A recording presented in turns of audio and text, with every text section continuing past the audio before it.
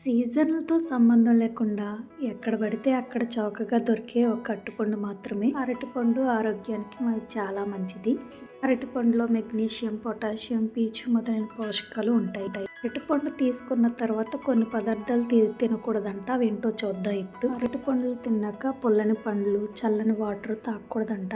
జీర్ణ సమస్యలు తలెత్తుతాయని చెప్తున్నారు. ఇలా చేయడం వల్ల జీవక్రియలో ఆటంకాలు ఏర్పడతాయంట. అరటిపండు తిన్న వెంటనే పెరుగు అసలే తినకూడదంట. అరటిపండు తినాలనుకుంటే పెరుగుతో గంట ముందు కానీ గంట తర్వాత కానీ పెరుగు తీసుకోవాలంట.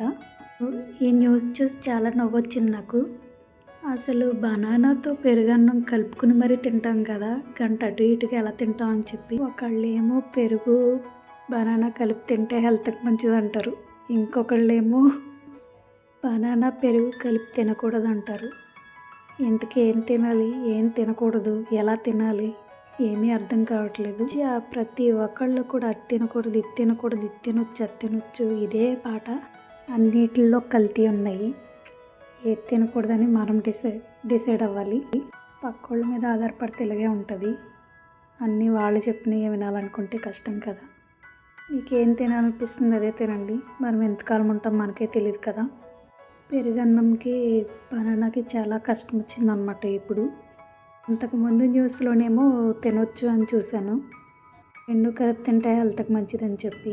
మీలో ఎంతమందికి పెరుగన్నం అరటిపండు కలుపుకొని తింటారు? కామెంట్ చేయండి. Thank you for watching. Please